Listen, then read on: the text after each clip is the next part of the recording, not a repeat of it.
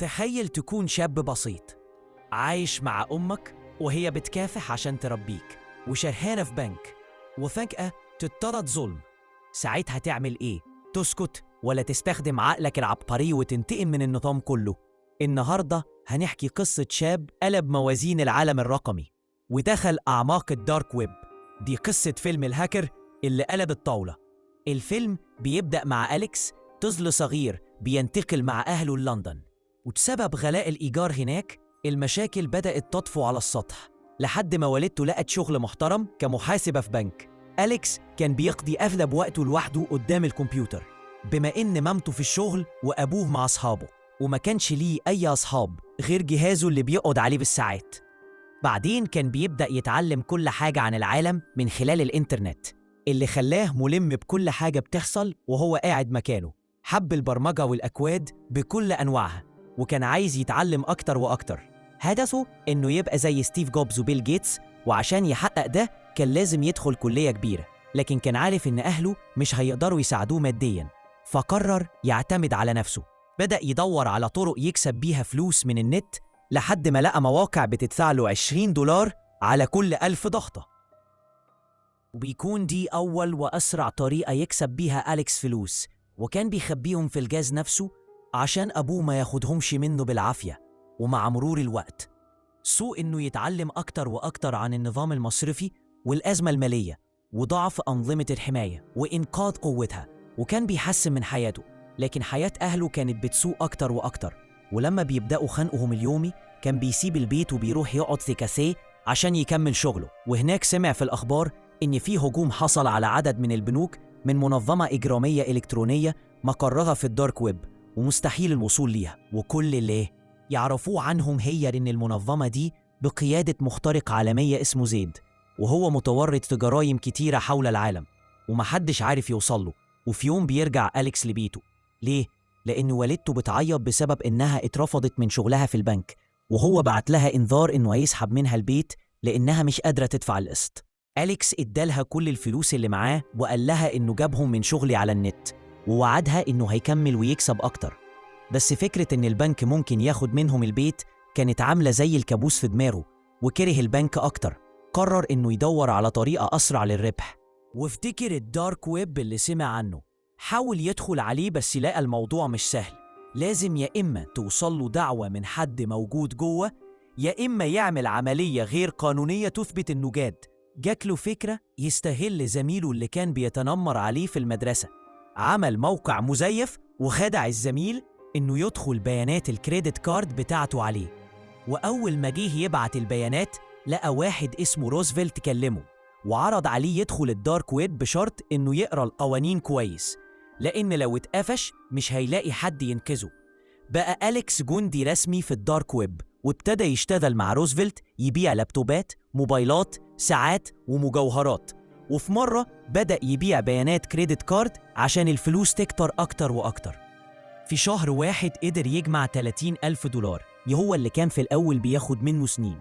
سافر على مدينة تانية ودخل الكلية اللي كان بيحلم بيها، واستمر يكمل شغله عشان يصرف على نفسه. بمرور الوقت بقى يستخدم بطاقات مسروقة لشراء منتجات غالية ويبيعها زي الحقيقة. بس مرة وهو بيحاول يبيع لاحظ إنه متراقب. الراجل اللي كان بيراقبه عرض عليه إنه يساعده مقابل 30% من الأرباح. وافق أليكس والراجل باع له الساعات بكل سهولة وجاب له $24,000، ومن هنا بدأوا يشتغلوا سوا، وأليكس بقى بيحقق $60,000 خلال شهور قليلة. في وسط ده كله كان بيصنع خطابات زيت اللي بيهاجم فيها البنوك، وبدأ يقتنع إنه عايز ينضم ليه. طلب من صاحبه الجديد ساي إنه يساعده يسرق بيانات كبار العملاء في البنوك، وفعلاً ساي وأصحابه قدروا يصوروا كروت كريدت في كل مكان ممكن. في يوم وصلت له بيانات بطاقة مليانة فلوس وقرروا يستخدموها بحذر. أليكس جرب يشتري أغنية أونلاين الأول عشان يتأكد إن البطاقة شغالة، ولما لقاها مظبوطة دخل البنك وسحب مبلغ صغير.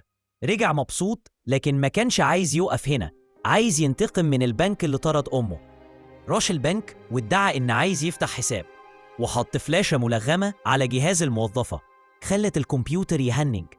قبل ما يهرب اتقبض عليه الأمن، بس أليكس قدر يقنع مدير الأمن إنه مهتم يحسن نظام حماية البنك، يعني اللي عمله ده مجرد عرض لإثبات كفاءته. مدير الأمن صدقه وسابه يمشي. في نفس الليلة خبر محاولة اختراق البنك انتشر في الدارك ويب، وكل الهاكرز بقوا عايزين يتعرفوا على أليكس، لحد ما زيد نفسه اتبسط بيه. روزفلت رتب له يقابل بنت اسمها كيرا من الدارك ويب، واللي قالت له إنه لو عايز يقابل زيد لازم يعمل حاجة كبيرة بجد. كون معاها ومع ساي فريق، وبدأوا يستهدفوا كروت كبار الأغنياء، واشتروا برامج وأدوات متطورة تريحهم في العمليات. كيرا كانت بتبيع بسرعة رهيبة والموضوع مشي كويس، بس ساي بدأ يشك فيها. كيرا عرضت على أليكس إنه يسافر معاها لهونج كونج ويبدأوا حياة جديدة هناك بعيد عن ساي، بس أليكس رفض إنه يسيب صاحبه. في يوم روزفلت سمح لأليكس يترقى أكتر واداله $5000 مكافأة. سألوا عن كيرا، بس روزفلت ما كانش سامع عنها، مما شككوا أكتر فيها. بعدها أليكس وساي دخلوا في صفقة كبيرة غلطت فيها كيرا وخربت عليهم، واضطروا يهربوا لهونج كونج كلهم. هناك اشتروا شقة ومخبأ وبدأوا شغلهم من جديد، بس غلطة تانية خلت محل يكتشف البطاقة المزورة وطردوهم، بس هربوا بالعافية. راحوا كازينو يحتفلوا، بس الشرطة قبضت على ساي وأليكس. فجأة حد غريب دفع الكفالة، ولما خرجوا اكتشفوا إن كيرا هي اللي أنقذتهم. بعدها ساي غلط غلطة كبيرة لما استخدم بطاقة قديمة كانت اتبلغت، وده سبب مشاكل، وأليكس اضطر يطرده من الفريق. بعد كده سرقوا $2,300,000 وانتشر خبر إن زيد هو المسؤول. زيد نفسه بعت لأليكس رسالة بيهنيه وعزمه على مقابلة شخصية.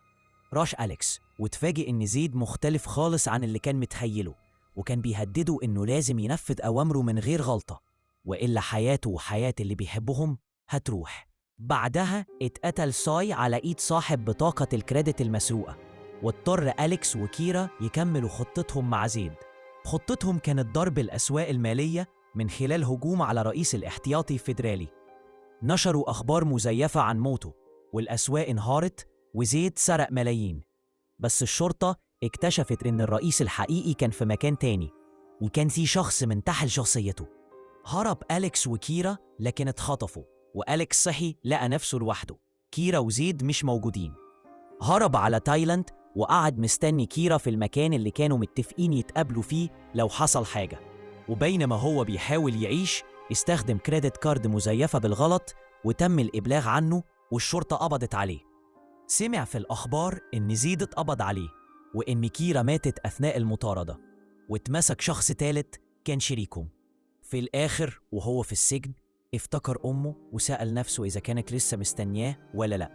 بعد 2 سنين سجن اتفاجئ لما خرج إنه لقى كيرا مستنياه. اكتشف إنها كانت شغالة مع المخابرات من الأول، وكان هدفهم يوصلوا لزيد عن طريقه، والشخص اللي كانت بتقول عليه عمها كان ضابط مخابرات حقيقي. وكانوا عارفين إن زيد في هونج كونج واستهلوا أليكس عشان يوقعوه. مش كل باب يتفتح قدامك يستاهل تدخله، ساعات الخطوة الغلط بتقلب حياتك لكابوس ما تصحاش منه. لو عجبك الفيديو ما تنساش تعمل لايك وسبسكرايب في قناة ميمو أفلام، وسيب لي رأيك في الكومنتات. هل شايف إن أليكس بطل ولا مجرم؟ واستناني في قصة جديدة من عالم الواقع اللي دايماً أغرب من الخيال.